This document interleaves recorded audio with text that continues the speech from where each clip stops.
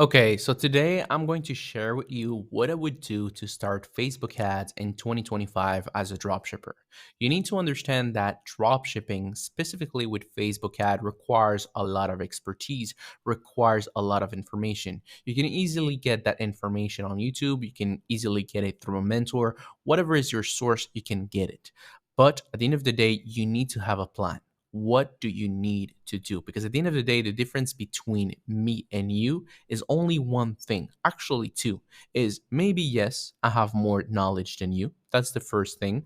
But you can easily acquire as much knowledge or the help or someone via YouTube, via Facebook, whatever. You can have someone who guides you with as much knowledge as me or more. And the second thing is the consistency. I have more consistency than you because after that, I have planned whatever I need to do. I'm going to do it consistently for a long period of time until I see success. That's the only difference between someone who fails and someone who wins.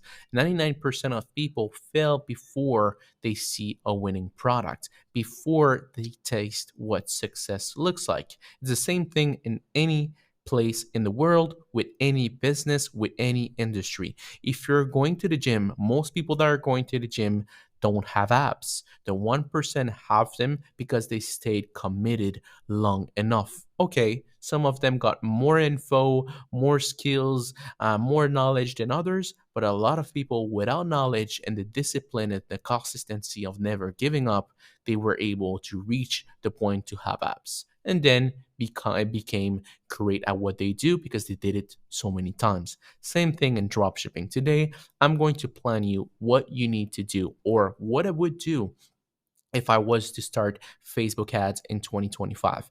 It's a quick plan, but I think it will help a lot of you to have a vision. And the vision is the first thing that you need to succeed. Okay, so the step one is obsess over product research. You need to understand that dropshipping and Facebook ads and TikTok ads, whatever platform you're in, it's not magic. There's no magic around dropshipping at all. The only thing that you need to understand is if people want your product, they're going to purchase it because you're showing your product to an audience that maybe wants the product. And that's what it is. They're not forcing them to buy. You're not forcing nobody to do anything. If they like it, if they want it, they're going to buy. If they don't like it, they don't want it, they're not going to buy.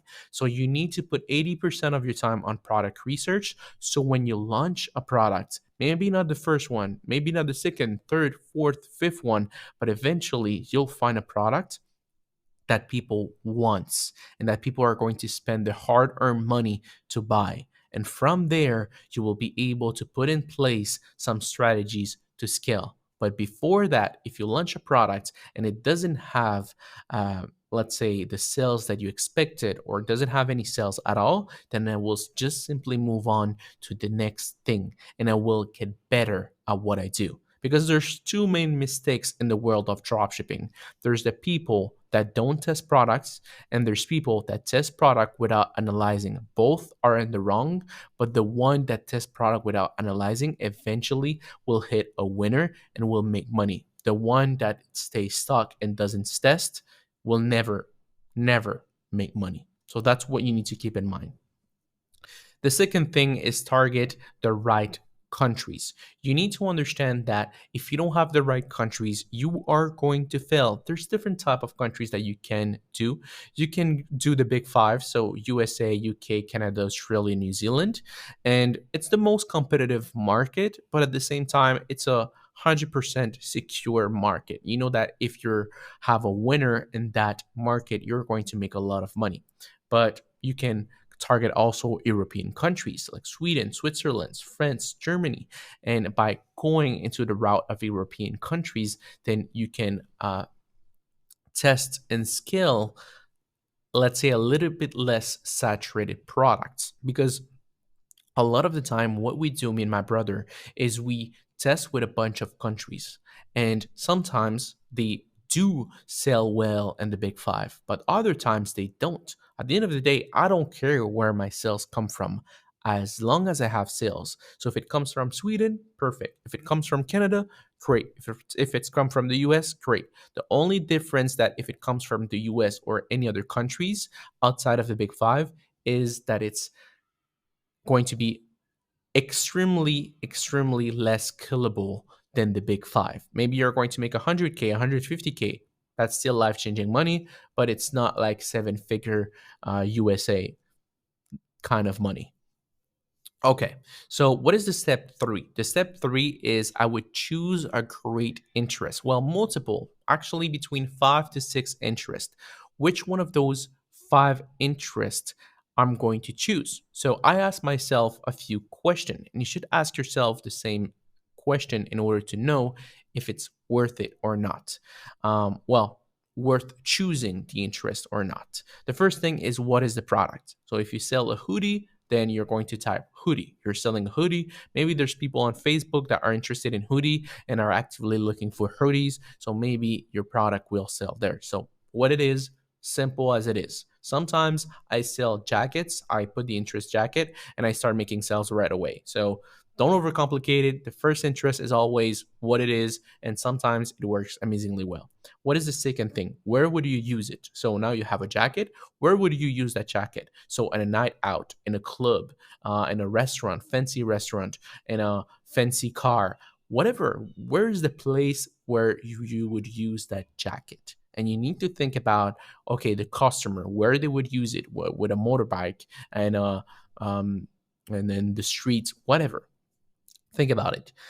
Who would wear or use it? So who's your ideal prospect? Is it people that likes to go to club? Is it people that likes to do motorbikes? Is it people that likes let's say a more kind of fashion jacket and they like fashion? So who's who would wear it? That's basically um, uh, what you want to do. So after that, what material is it made of? So what material is it made of? So is it cotton? Is it any specific fiber? Is it leather? So what is made of? Maybe people that are interested, super interested in leather, you choose interest leather, and you are going to be able to make sales because they're looking for something like this. You never know what interests work. And the fifth one is what else would the buyer be interested in? Okay, so this one, you just need to think a little bit outside the box. So, what does that mean? Well, it means that, sorry guys, it means that you need to find something that are interested outside of the main interest that is jacket. So let me give you an example. I sold something on one of my store that was for winter, and it was a luxurious premium item.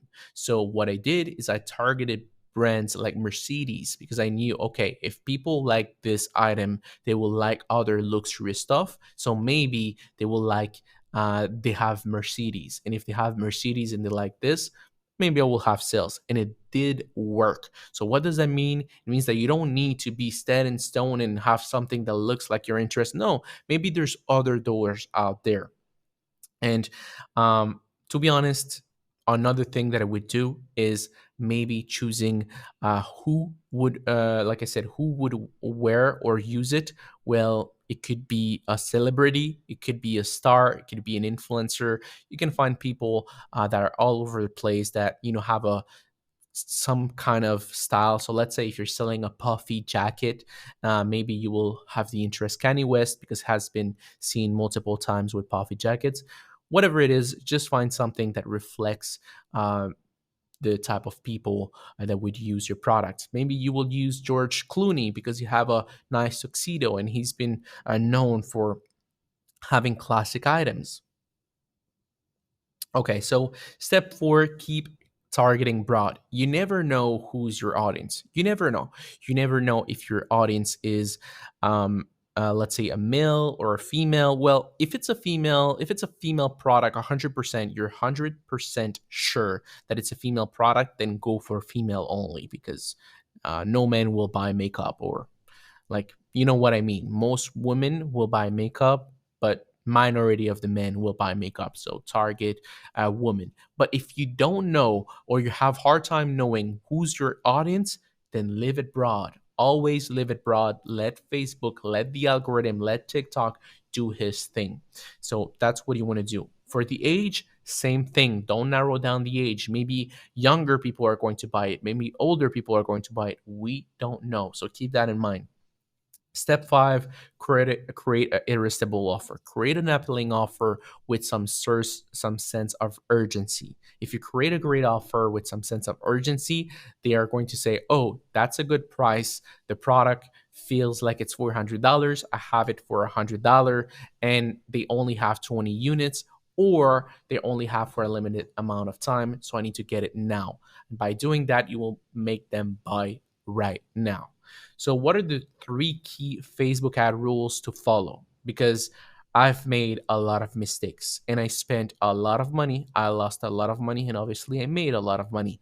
But how can I make sure that you lose less money than I did on my first few years? Well, if the product isn't working, move on. Don't get emotionally attached. There are millions of product out there, and there's millions of product getting out every single day from China. 2, if it's not profitable after spending $50 to $100, kill it. Spending $1,000 won't make it profitable. Save your money. Sometimes when I started, I thought like, oh, maybe if I spend more, it will start making sales. No, keep your money in your pocket. Change your product. Momentum is everything. Refresh creative before they die. If you're making money, don't wait until ads burned out. Test new angles before performance drop. Momentum is a real thing in dropshipping. So if you want to have momentum, if you want to keep your momentum, then switch your creative, switch your interests before they fade away, please. So yeah, guys, this is the video of today. Wish you all an amazing rest of the day. Let me know if you have any question. Don't forget to join our private Facebook group for dropshippers. We don't have any spammers out there like all the other Facebook groups. And see you on the next video. Peace out.